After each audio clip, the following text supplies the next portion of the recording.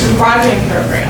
And our state legislation was amended this last legislative session just so we could partner with USDA using our funds as match to their program. So I was so glad that you were here first.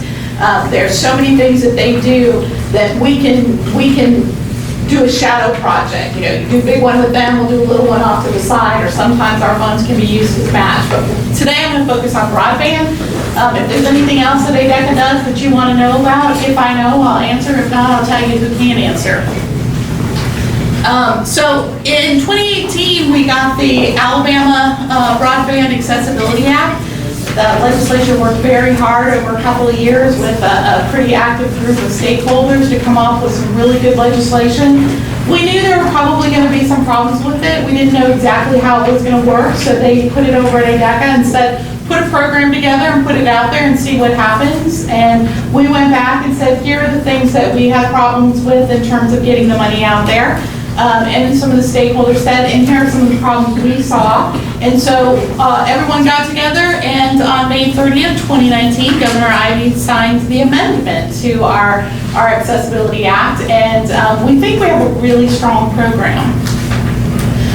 In the new legislation, we changed a few definitions, and when I say we, I'm not included in we. I was just technical assistance for the grant side of things. But the stakeholders and the legislators worked very hard to come up with some of these. So previously, everybody who would benefit from these projects was going to be an end user, so we didn't really need to define it. But we added some eligible type of project types that needed a definition of an end user. So this is who the person on the end of the line is, whether it is a household or a business. It's anybody who's really not an ISP or an internet service provider. We also added middle mile projects. We had typically been looking at projects that were just going to extend existing service to an area that's currently unserved. But there are areas where you need that middle mile. There's internet over at the interstate, and there are people over here that need broadband, and somehow we've got to get to them. So there's the last mile, and then there's the middle mile. And we didn't have middle mile before, so that was added. There's some rules that come with the middle mile, and it explains in the legislation that that's not the focus of the program. It limits the amount of money that can be used on these types of projects. And so that was something that was very important, that the focus is still the end user, and that's what the legislation focuses on at this point. The minimum service threshold changed, and not to get too technical, but we used to have what's called 10-1, which means that's how fast you could get information into your home and how fast you could put information back out. So you could get it at a speed of 10 megabytes per second, and you could put it back out at 1 megabyte. And we found, and that's what we said, if you didn't have at least that, we didn't consider you to have service. You were unserved. But what we found was that's not minimum service. Really, 25.3 is what minimum service is. If you don't have at least the ability to get it at a speed of 25 and put it back out at a speed of 3, you can't upload your information to your teacher. You can't upload sales information, medical documents, things like that. And so the 25.3 became the threshold.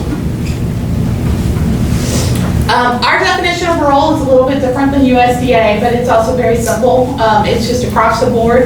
If you're not inside city limits, you're rural. And if you are in the city limits and the population of your city is less than 25,000, you're rural. Unserved area meets all of those qualifications. It has to be rural. You cannot have service of 25.3 or greater. And the definition is for a project to be eligible, it has to serve an unserved area, a currently unserved area. The exception would be those middle mile projects, and then there's some anchor institution projects like libraries and hospitals, things like that, major industrial centers, that there could be an exception to the rule. The eligibility requirements are, it's for providers. So I get calls every day, I don't have internet, can I get a grant from you? No, we can't do that. It's for providers. What we have found is that the easy places to provide broadband are covered because all of the providers are working on some type of profit model. And those easy places, the places where they can get profit, they've served those areas, some better than others, but they've served those areas. When you get to the rural areas, the return on investment doesn't fit their business model.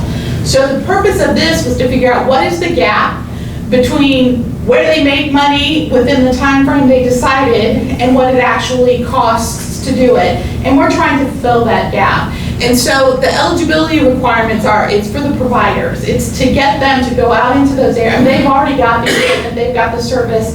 This isn't about trying to take over broadband and take it away from the providers. This is to get them to go to the places that right now don't fit their business model. So the funding for this is, it's a 35% grant. It's a little bit arbitrary, but that was kind of the number that a lot of the providers were throwing around, saying that that's our gap. That's our gap. And so it's $1.5 million. If you do a project where you use, say, USDA Reconnect or one of the other federal programs that might be available, the total amount of grant funding that can be in the project is 60%. So our 35% number then becomes a little less important. It's at 60%, but we do not consider loans to be part of that formula. So if you got a USDA loan and a grant, we would only look at the grant part for that 60%. So a couple additional pieces of additional rules that were added in this time around. We already have the rule that at least 40% of the funds that we spend have to be in unincorporated areas. So not just rural, but unincorporated as well. That's the legislature felt that was an important priority.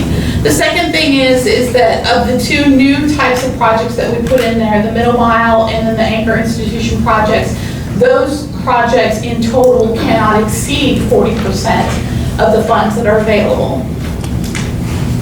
We have several priority areas that the legislation requires us to look at when we are funding an application. It is a competitive process. To date, we haven't had enough competition to use all of the money. And some of that has to do with some of the eligibility requirements that we have now changed with the amendment. So we're hoping that will alleviate that problem. But some of the priority areas include things like obviously we want to make sure that the provider is a sustainable provider and that we're not going to invest in something that's not going to be there next year. Some of the more of them, there's emphasis on broadband enhancement to hospitals, supporting local library programs, obviously cost effectiveness. And then some new things that were added in this year is they have to do with the average pole attachment rates and also firms that are registered with the Office of Minority Business Enterprise or otherwise registered as a disadvantaged business enterprise, either as the applicant or in a program that they have developed to use those vendors and contractors or subcontractors. So right now, we are looking at, we had originally $7.4 million. We used probably about 2.5 million of it. We have 5 projects that were in a late round of funding that are currently under consideration.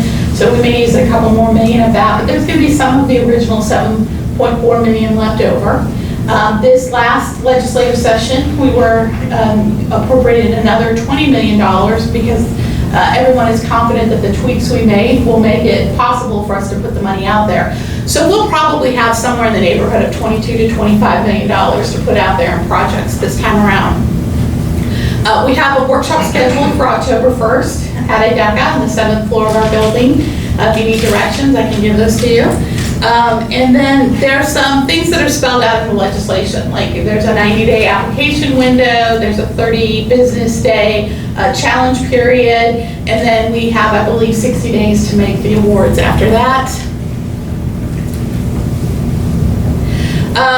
So this is a reimbursement program, and we like to make sure that everybody is aware of that. There are no draws throughout the process. It's reimbursement. So these are going to be companies that can put the money out front, and then at the end we give them a check for 35% or $1.5 million. if that's what they applied for. First, they document to us that they actually did the project, and we go out there and we're going to do a little testing to make sure that people have service at the speeds promised. There are always some possibilities that there can be some good days and bad days in terms of service that people are getting, but we're going to do the best we can to show that the service is there. There's a 2-year window. Before, we had absolutely no room to, if a project went beyond 2 years, the project was just terminated and the company was out the money. We were out nothing because it's reimbursement. Now there is a caveat that 2 years, unless there's something that the government does to cause a delay, in which case there could be an extension.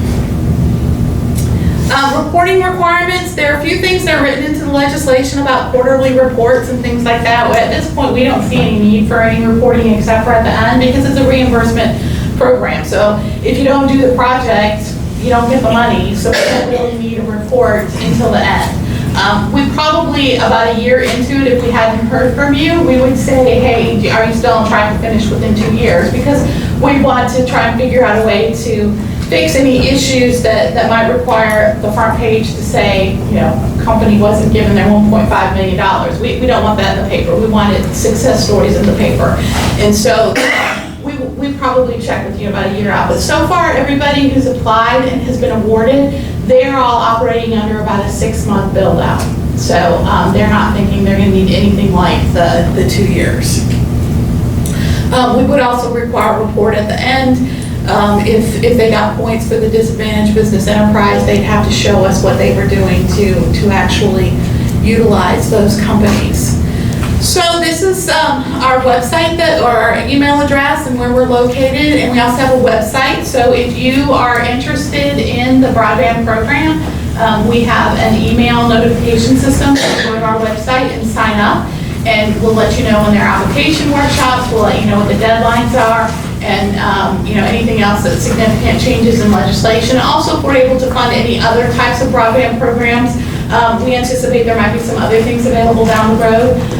For those who do apply to the USDA for their Reconnect program, there's a letter that you need to get from the state certifying 3 things. We're the office that provides that letter, so you can contact us.